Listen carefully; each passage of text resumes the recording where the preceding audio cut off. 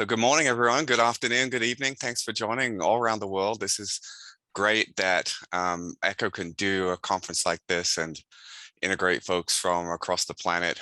So wherever you are, it's good to see you. Thanks for joining in this breakout session. My name is Tom Gill. I'm the Smith Chair in International Sustainable Agriculture at the University of Tennessee. I'm not an East Tennessee native. I'm originally from England, so there you can chalk up another country to your list. But I had the privilege and blessing to serve as chief of party on a chicken project in Rwanda called Broiler and Cocoa Tunguke in Kenya, Rwanda, which means let's raise chickens and make profit. So it was a public-private partnership that leveraged the power of broiler chickens for change with Rwandan smallholders.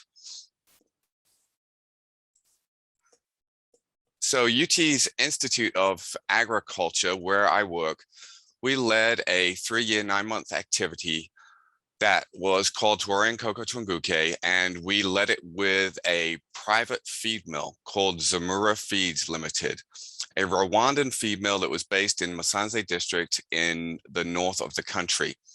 This effort was financially supported through a Global Development Alliance, which is a one-to-one public-private partnership operation that had funding from both USAID Rwanda, that's the US Agency for International Development, their Rwanda mission, and the African Sustainable Agriculture Project Foundation, a private foundation based here in the United States. This activity was part of USAID's economic growth portfolio, and it falls under the US government's Global Hunger and Food Security Initiative, Feed the Future. So the Rwandan Health and Demographic Survey in 2015 indicated that 3 in children under the age of 5 are stunted as a result of poor health and nutrition. And one way the government of Rwanda and the donor community in the country is seeking to address stunting is by increasing the production of and access to meat-based proteins, including chicken production for the whole population. Despite Rwanda's recent rapid economic growth, there's a limited supply of access to animal source protein nationally. The government of Rwanda's National Livestock Master Plan outlines a strategy for growth that's focused on small livestock for domestic consumption and export markets to neighbors such as the Democratic Republic of Congo. The small livestock sector focuses on pigs, poultry, and fish.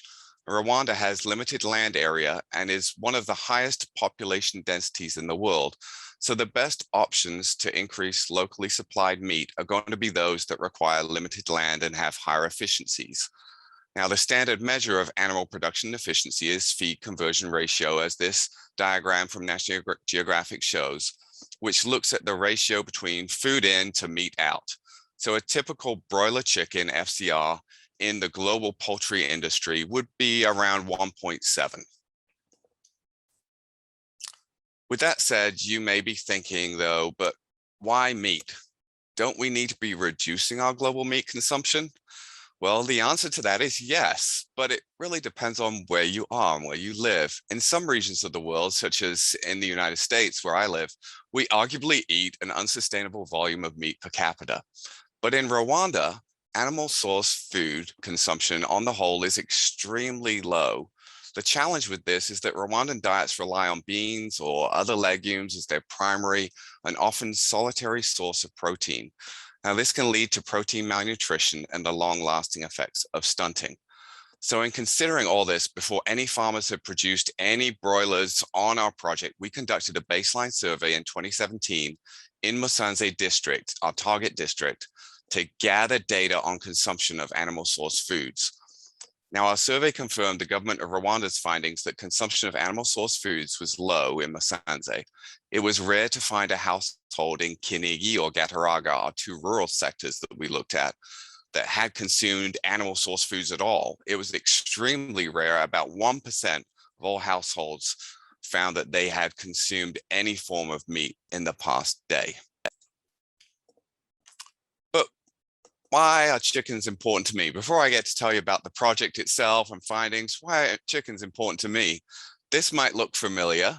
So when did I raise my first flock? Well, right there in North Fort Myers at Echo's Global Farm, where I was a monsoon tropical agriculture intern in 2004 and in charge of the chickens on the farm. So this is personal to me. It's only right. It's only full circle. I thought it only appropriate to be back here at Echo's conference talking about our chickens. And that's a great picture of the chickens and the turkeys from Echo from way back in the day in the sugarcane. All right, so with that background, let's take a quick overview of our approach before we look at the findings from the project. So we piloted a hybrid broiler model, and I'll talk to you about what that means. It integrates elements of smallholder and larger intensive poultry models together in Musanze district in Rwanda's northern province. This map shows you where Musanze is, tucked right up in the northwest corner there of the country. The strategic objective of our activity was to see if training smallholder households in efficient broiler production would result in increased incomes and improved nutrition for these households. In other words, could households in a rural district in Rwanda produce successful broiler enterprises as a small-scale business from which they could also improve their diets and generate profit? So our model used an intensive 100-bird model with 487 smallholder farmers that we trained across 5 sectors within Musanze district.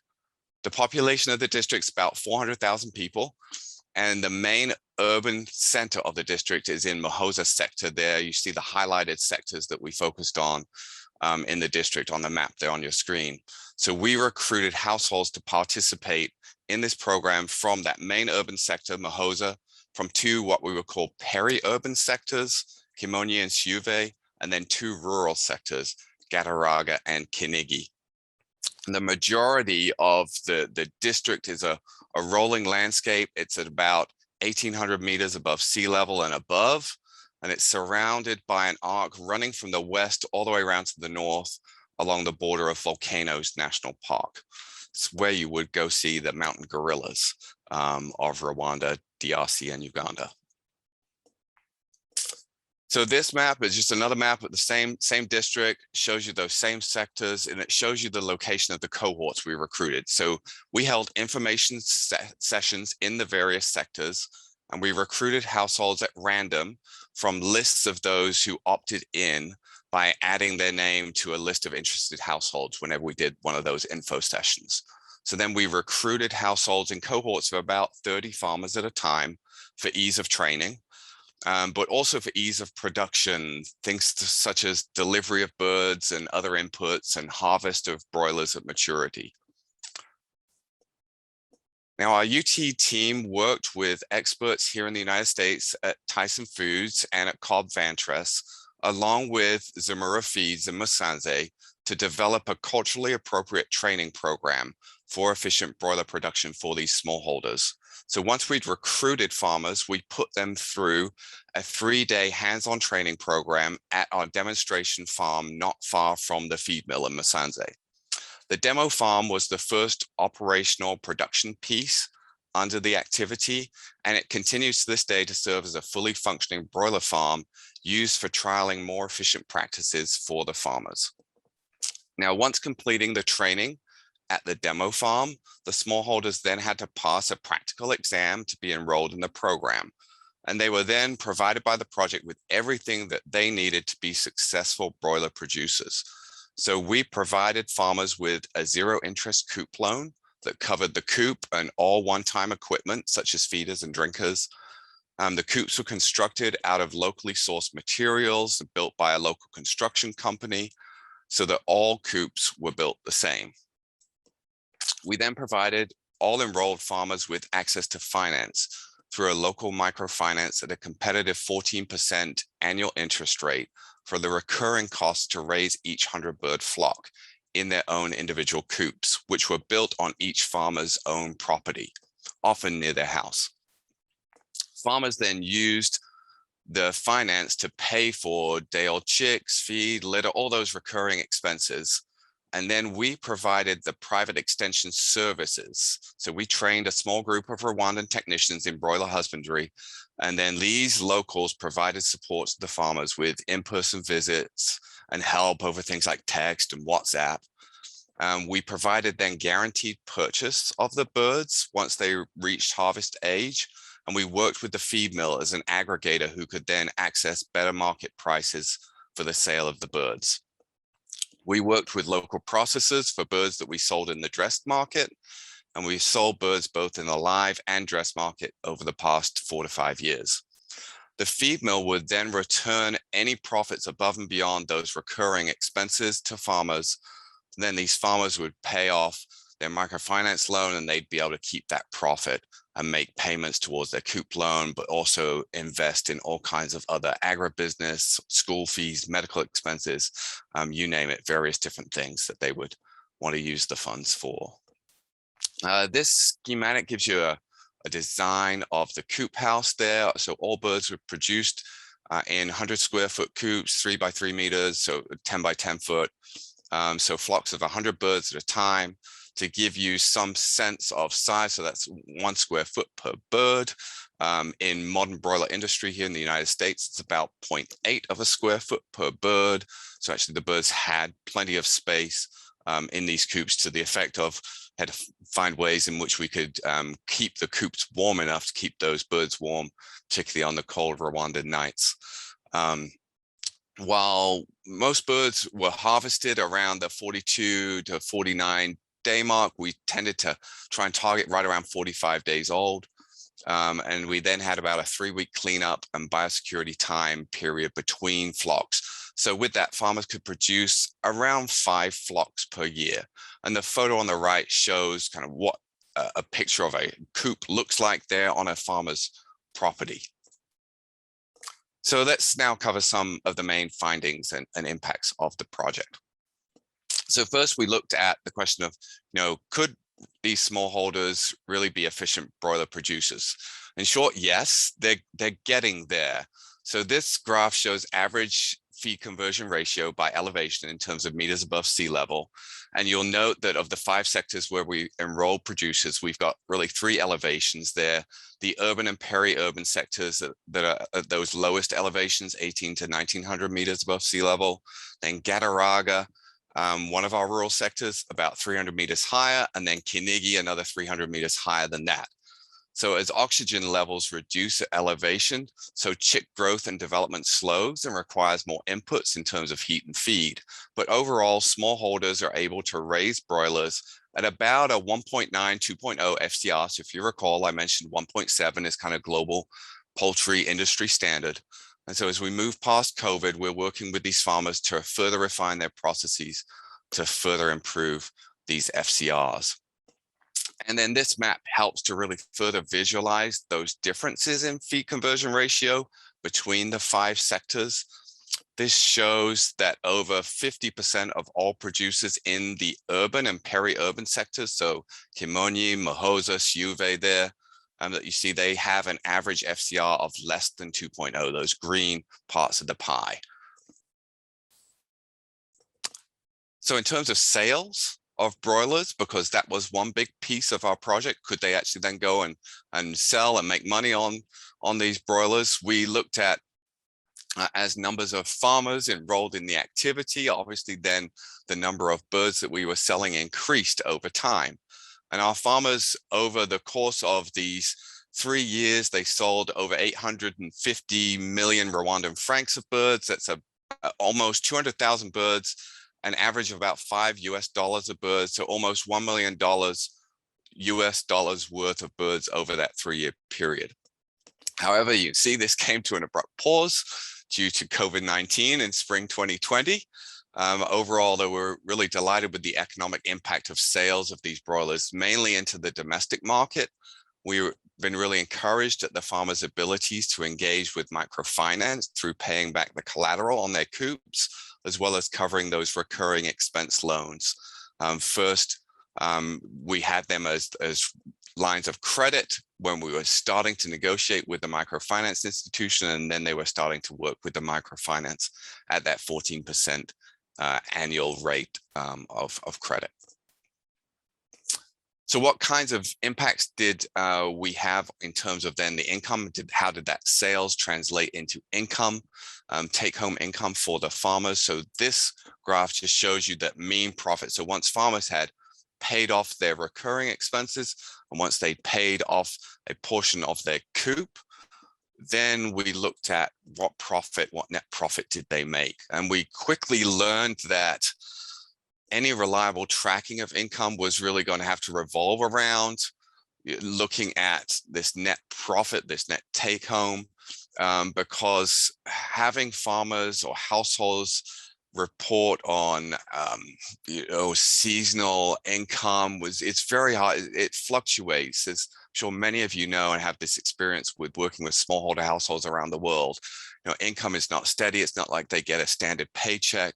So it was much easier for us to track then profit based on flocks. So whenever a flock was harvested and then sold, we could track then the profit that was a take-home portion of that. So overall net profit stayed fairly constant over the course of the time of the project. Obviously, this stalled due to COVID. We saw this huge drop you see there in Q1 of 2020. So that's when you hit March 2020, when we all think of, oh, yeah, that's when COVID suddenly hit. We had another kind of rise where we still had birds in the coops because we were able to find market because nobody had birds then, that we were still selling off into April, May, June of 2020. But evidence really showed that farmers on average were able to make mean profit of about 50,000 Rwandan francs per flock. So that equates to a net profit. If you run the numbers, that's about $55 over a 65 day period. So that's about an additional 85 US cents per day in additional household income. And about half of these smallholders reported on the baseline that they only had a net income of about $1 US a day. So it was roughly, for a lot of these rural households in particular, a doubling of their cash income when they were raising these birds in these coops. So they were able to pay off school fees, healthcare costs, and generate new businesses as well from this. This one hopefully is a fairly straightforward slide, one that we expected to see, but we were also excited to see. We saw a learning by doing effect.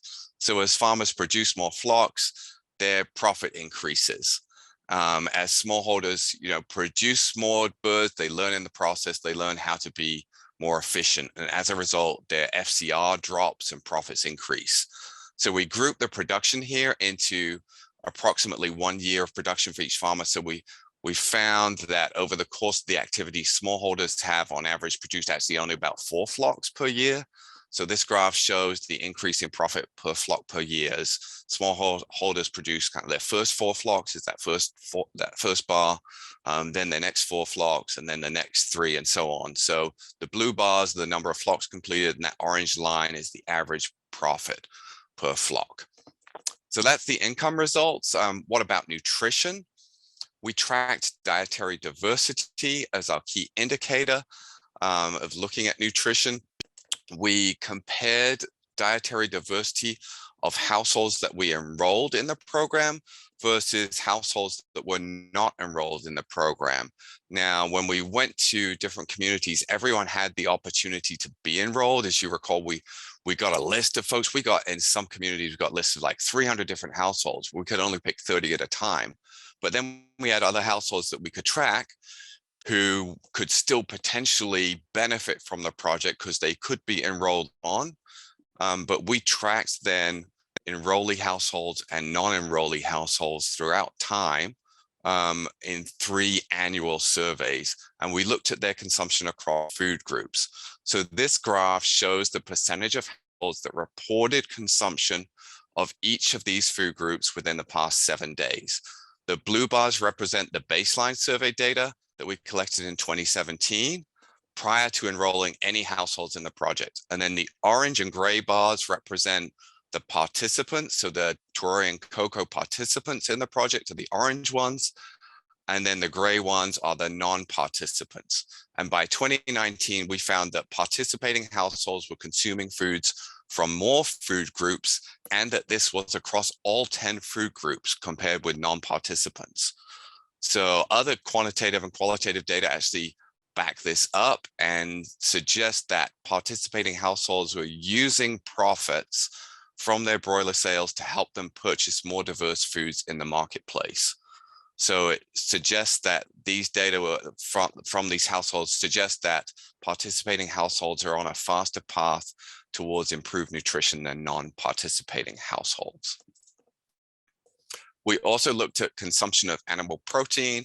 This one we hoped was going to be a no-brainer. We did not expect the decline in consumption of protein represented on the blue line there from non-participant households. So we tracked from our baseline of 2017, where we found that about 15% of households had consumed meat in the last 30 days. Now, I told you earlier that it was only maybe like, less than 10%, but that was only on a per day basis. This looks at just a per month basis. So on the per month basis, we found that in 2017, about 15%. So what, 1 in 7, 1 in 6 households had consumed meat in the last 30 days. We tracked that in 2018 and into 2019. And we found that while consumption of meat declined over time for the general population, because meat got more expensive and populations increased, consumption of meat by our enrolled producers rose to 34% in 2018 and to over 90% in 2019. Obviously, this is an access issue, access afforded to the producers. They had a regular supply of chicken meat that they raised right there on their property, along with a lot of the nutritional messaging that we were reinforcing with regular trainings that led to a significant increase in meat consumption. And so finally, we also tracked then household consumption of broiler chickens. So we encouraged households to eat the birds. Don't just sell all the birds. Even though this was a broiler enterprise project, we really wanted to see them try. We were raising Ross 308 birds, for any of you who are poultry experts, or Cobb 500s. So some birds that are not your traditional backyard chickens that you would find in a smallholder household in most of East Africa. So these were modern breeds. And so there was some nutritional messaging that we had to do, try it, see if you like it, different taste, different flavor.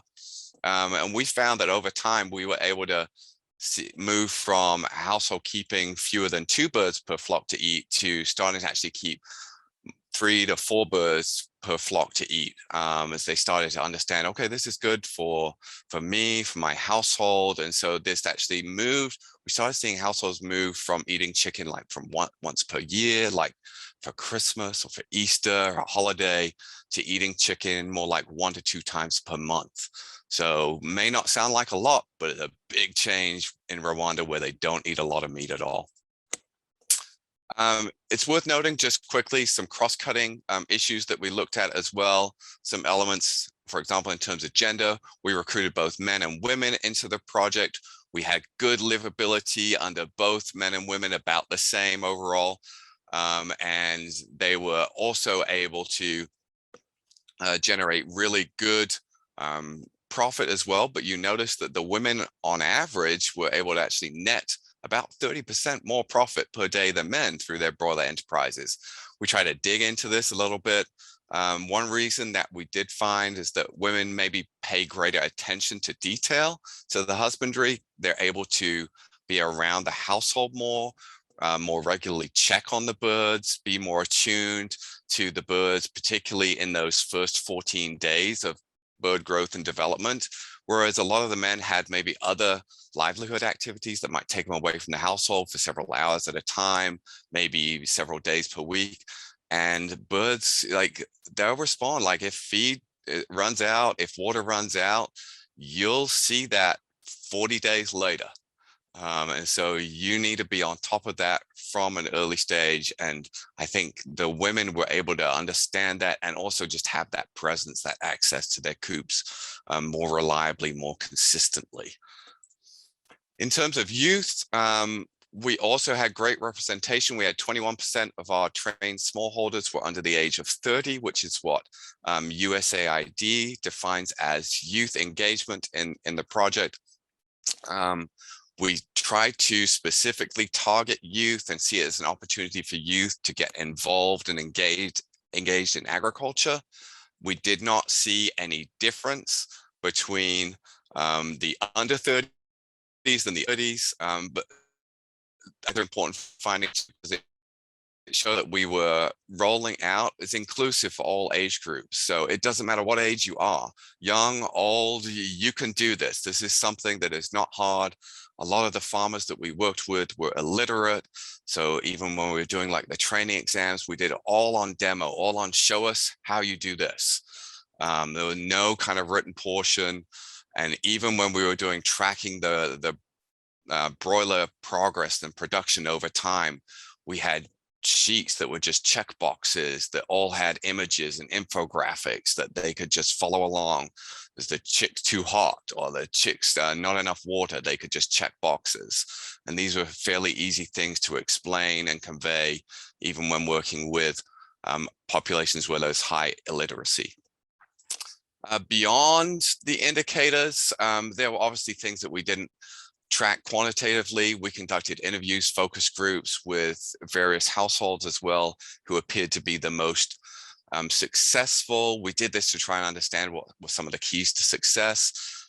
We found that some of the ones who were the best, the most efficient producers were the ones who were able to think about broilers in the context of their systems.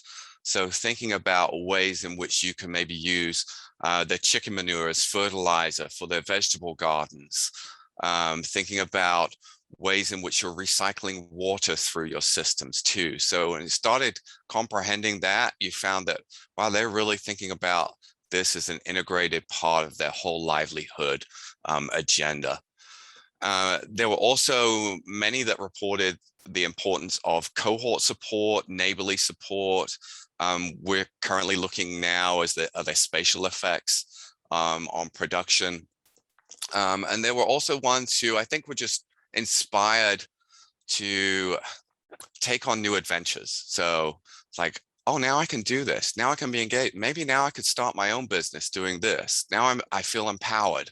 And I can start a sewing business, a tailoring business. I can run my own little side store on XYZ. So these were all really exciting things to see, more things that you bring out in nuanced stories, hard to kind of capture on a graph or a table or a chart. So some lessons learned, next steps to wrap up here. Just where are we at now? Where are we going? So some major takeaways. This was really a pilot activity to investigate the viability of a modern integrated broiler production model for smallholders. Can we bring the best of modern genetics, modern practices to Rwandan smallholders who are up the side of a volcano and trying to text them on WhatsApp? I mean, like, can you do this?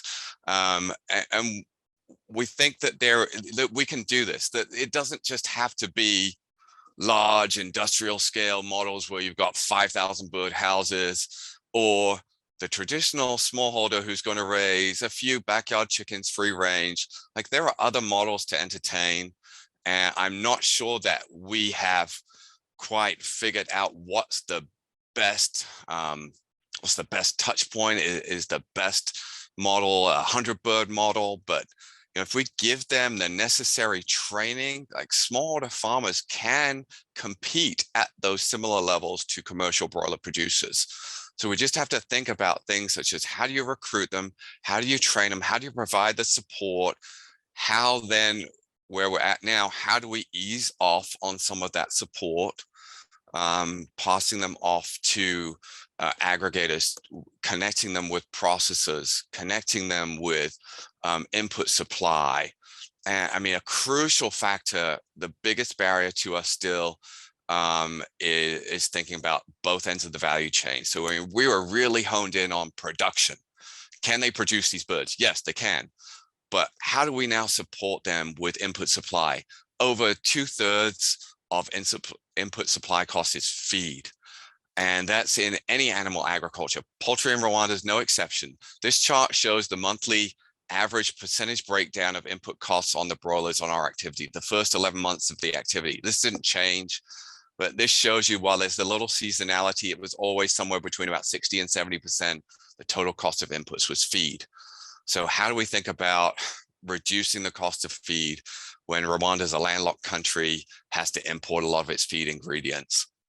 And how do we also think about things such as reliable sourcing of chicks, the stability of providing the inputs when you've got issues with borders, with COVID, with trade, provision of microfinance at competitive rates, but also that's really good for smallholders to engage in. And then how do we think about the other end of the value chain? How do we think about marketing? The refrigerated transport yet doesn't exist. How do we think about connecting them to processes that comply with HACCP or other food safety standards that are required for international markets? So there are all of these things that we have to start thinking about. Oh, hang on, we've got like 3,000 birds. What are we going to do to get them down to Kigali when we don't have a market right now because of X, and we don't have a truck, and we've got to put them in coolers quick, and we've got to find some big freezers to store them in. I mean, all these things that you suddenly have to quick figure out on the fly when you realize there's so many pieces to these supply chains, these agricultural value chains that are really important for us to think about. So that's where we're at. This model is still ongoing, even though our project ended. We're still working with these farmers. We're still providing technical support. All 500 farmers are still enrolled, and they're back producing birds again. Rwanda is currently kind of rolling back from some COVID restrictions again. So that's where we're at. That's what I want to leave you with. I think we've got a few minutes left, Danielle, for some questions. I'm happy to entertain any that I hopefully can answer. Absolutely. Thank you for sharing. And it is exciting that you can connect with WhatsApp. I think about the pandemic and how we're more connected than ever, even through technology. So I have a couple, I think, easy questions. You can fill a little bit of the gaps. What do you think about chickens as opposed to rabbits and guinea pigs? Yeah, I mean, those ones could be tried as well. I mean, we tried chickens because folks are familiar with chickens, and there's at least more of a value chain infrastructure, at least around chickens already. That's not to say that other small livestock couldn't be considered and couldn't be tried and couldn't be piloted. I think there's opportunity there. Right, and in that community, the chickens might be more ideal, but in other cultures, it could be the others. Still the same idea with small scale livestock. And we're even seeing that with some of those farmers that I showed you on the elevation graph, those ones up in Kinigi where they were having some of the higher FCRs.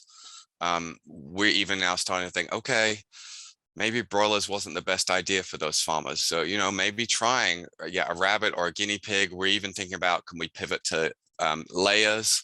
So raising chickens for eggs in those situations, because obviously egg consumption is low in these communities as well.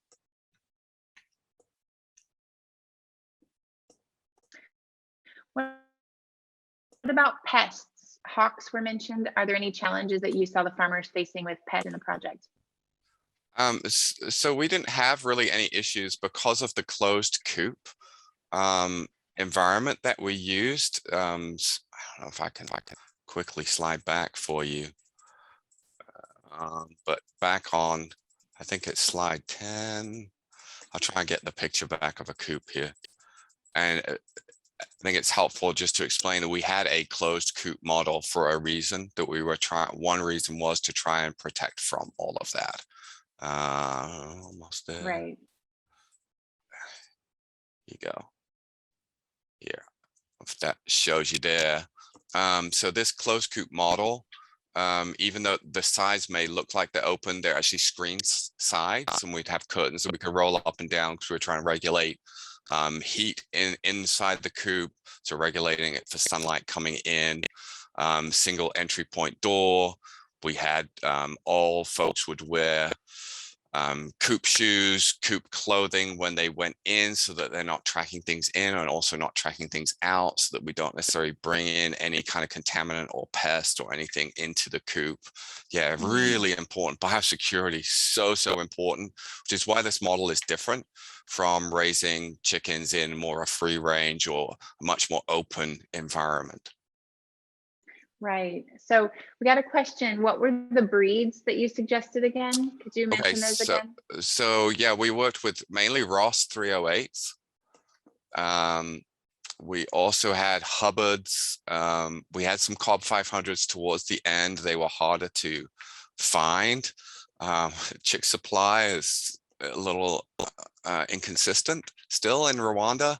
A lot of the day-old chicks, they still import either regionally. Sometimes they're even importing from Europe. They'll fly them over and there you go. You got your day-old chicks ready to go. So the challenge of a landlocked country. That's amazing. Yeah. Yes. So you did talk about how you measured some of the impact. Are there specific strategies you used as far as surveys go or boots on the ground? What did that look like in your process? Yeah, sure. So we did an annual survey was our main tool that we used. We did that at the same time every year to try and offset any seasonality bias. We did that every August. It actually took about 6 weeks overall to do that because we surveyed all the farmers enrolled, and by the end of that, we're surveying 500 farmers, but we also surveyed 900 to 1,000 households that were not enrolled as well, because we wanted to make sure we had sufficient statistical power so that we could see different effects. But that was run, we trained enumerators from the ag campus. So the agriculture campus of the University of Rwanda is actually just up the road from where we were working, about 20 minutes away. So we had a great pool of easy University of Rwanda students who we could recruit and train, and they were the ones who went out and did field data collection. That's amazing. I think with the size of a project like this, you'd have to have quite the both people and budget. So one question was, if someone was going to attempt a similar, smaller, likely project, what kind of budget should they look for? What are some choices they'd have to make? Sure, that's a great question. So the biggest piece of our budget by far was the coops. So we budgeted the coops in Rwanda. They probably cost about $600 US overall. But we budgeted for the smallholders to pay them off. But if you don't want the smallholders to pay them off, that would be your biggest probably expense, because that quickly eats up a lot of money in a budget. But then personnel supply, it's not expensive to train up Rwandans. I mean, we used all Rwandan staff on the ground. It's not more, rather than going down issues of budget first, I would say more, do you have a community who's willing to work with you on this? And do you have reliable and trustworthy partners to work with? Because that was everything to us. I mean, knowing the partners that we were working with, because we weren't there most of the time. And most of the time we're based stateside and we're doing regular Zoom calls and we're texting them on WhatsApp, but the day-to-day running is all the Rwandan team. And so making sure that you've got communities that you can work with in whatever country you're in or whatever country you hope to work in, if you've got local partners who can get on board with, who know the culture, know the language, know the agriculture, then you're up and running and you've got something that you can stand on. Absolutely. I wanted to let everyone know the next session is starting very shortly. We're going to continue this conversation and answer more questions. And also we'll post these questions in the community. So if you want to go to the next session and come back, we can make sure your questions get answered. But the next question is, how long did it take the households to pay back the loan? Great question. We are just getting the first households to pay back the first Coop loan. So yeah, I know. We had actually hoped that the first ones would do it in 3 years. It was slower than we had hoped. We set up a sliding scale. So we gave them all of their profit back until they reached a certain level of profit that they would make on a coop, on a flock.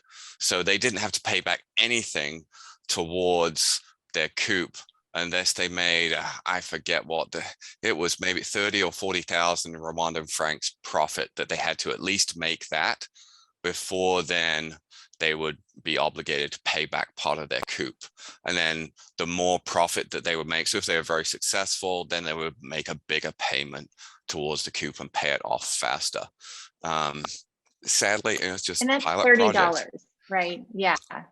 Because we wanted to make sure that that they felt empowered, that they felt like they were still able to generate something and they were making progress. And it wasn't just a, oh, we get profit, but that's all then being sucked up and we're paying off the coop. Like, what's the point in me doing this? I don't see any return right now. All my returns coming in 4 years. I can't wait for that.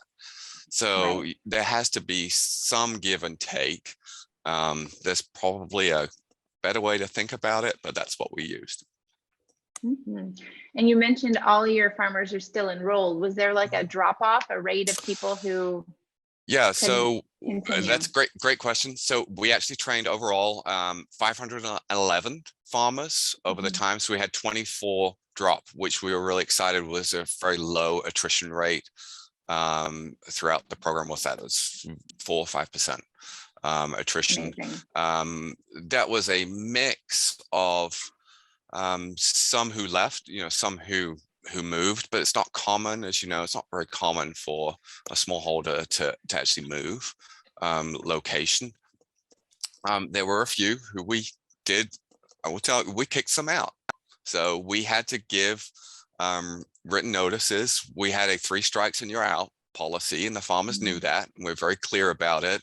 But there were just some no-nos, things you just don't do.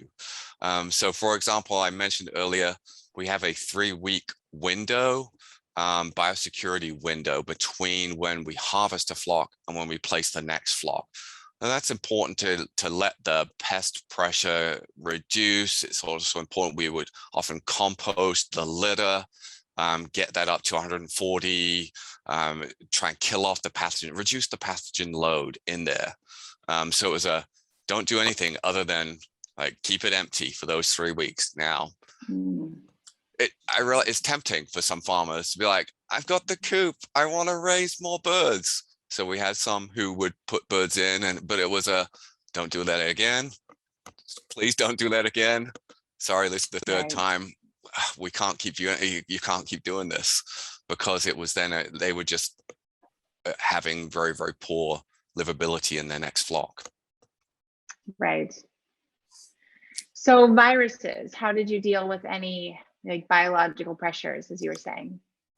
Sure. So we had vets on call. That was actually a lot of where we did tap into US expertise.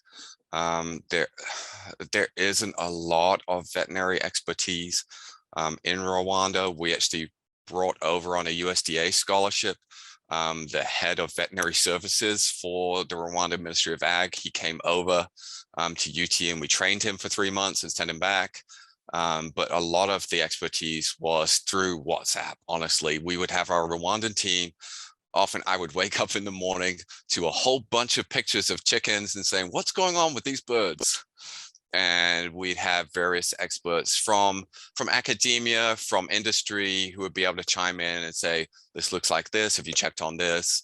And be able to provide input to our broiler technicians, who are much more production technicians. They were able to kind of keep on, this is the temperature you need to keep the coop at, these are the things you need to think about. But when it was we don't know what's killing the birds right now, help us out, that was when we really tapped into a lot of international expertise.